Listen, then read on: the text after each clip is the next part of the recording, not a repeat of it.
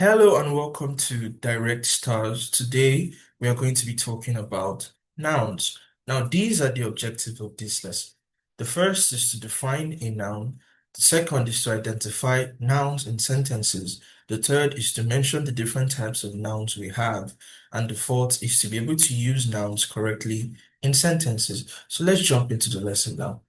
Now, what is a noun? Now, a noun is a naming word, or you can say that a noun is a word used to name a person, an animal, a place, a thing, or an idea.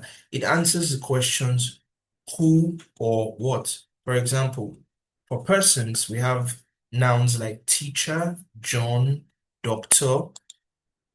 A name is a noun. You can say Leroy, Michael, Mike, Samson.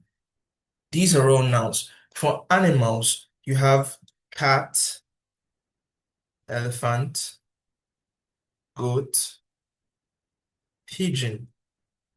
These are all nouns as well. For places, you have Lagos, school, market. For things, we have chair, pen, phone. And for ideas, we have abstract things like love, honesty, and wisdom. Now, types of noun. Now, we have different types of noun in English. The first is known as proper nouns. Now, these are used to name specific places, people, or things. And what is interesting about proper nouns is that they always begin with a capital letter. Now, for example, we have America, Mr. John, Coca-Cola.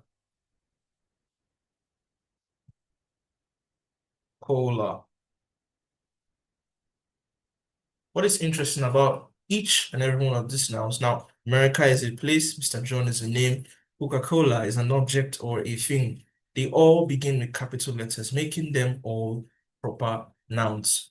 Very good. Now, in common nouns, they are general names of places, people, and things. For example, boy, girl, city, river, house, building, hospital. These are common nouns. They are general names used to refer to certain things. Collective nouns, on the other hand, name a group of things, a group of things. For example, you can say a flock of birds, a bouquet of flowers, an army of ants, a battalion of soldiers.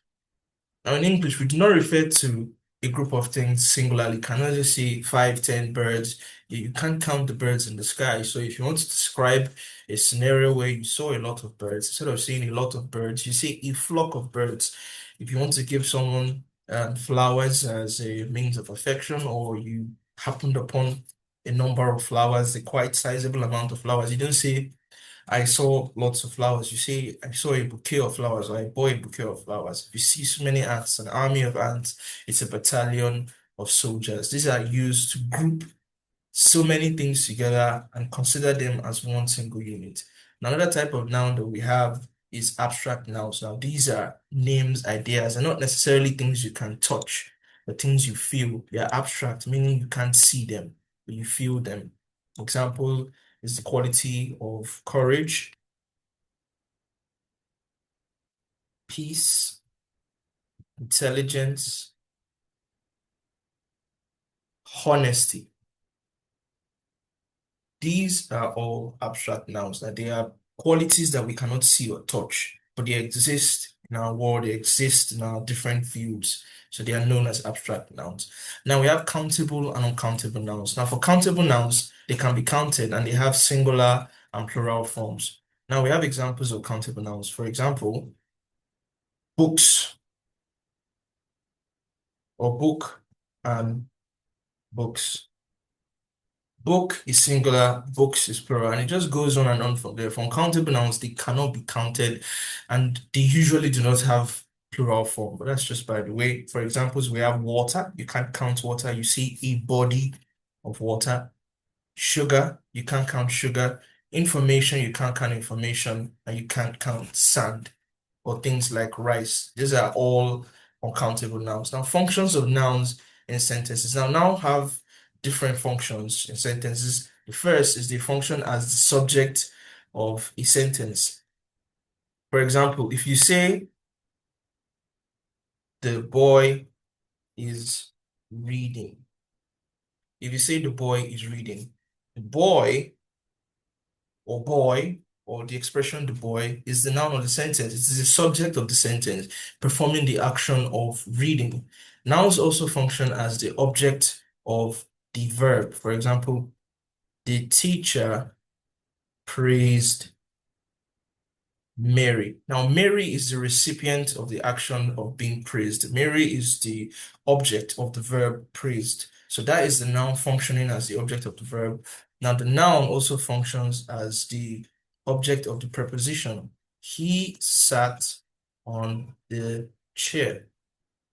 The chair is the noun and is also the object of the preposition on, which shows the position of where the noun is placed, or where the noun is in that sentence. So that is a noun functioning as the object of a preposition, and so on and so forth. So there are so many functions of nouns, and there are also so many errors of nouns that we need to address so that you know how to go about them in your sentences. Now, it's important to know that the first is that you cannot use small or lowercase letters for nouns except it's not a proper noun. Okay, you can only use capital letters for proper nouns. Now, for example, if you look at the expression the boy is playing, if you say the and then you come for boy is playing, boy is a common noun, it's not a proper noun, which makes this sentence correct.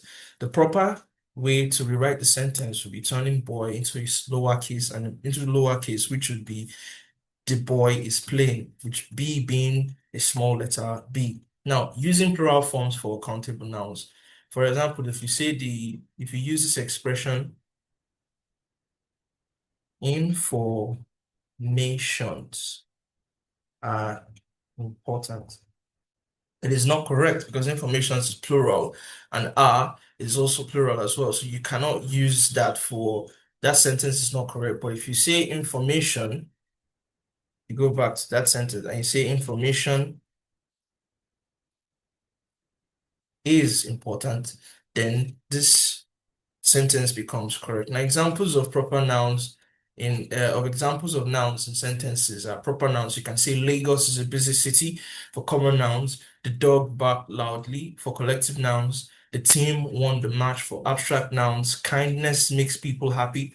For countable nouns, I bought 2 books. For uncountable nouns, there is no sugar in the tea. Now, in summary, just like I said at the beginning of the lesson, now a noun is the name of a person, an animal, a place, a thing, or idea. For types of noun, we have proper, common, collective, abstract, countable, and uncountable nouns. Nouns perform various functions in sentences, and you should always use nouns in your sentence and always know the subject-verb agreement. So we have come to the end of our class. Please do not forget to like, share, and subscribe to our channel. Thank you, and bye for now.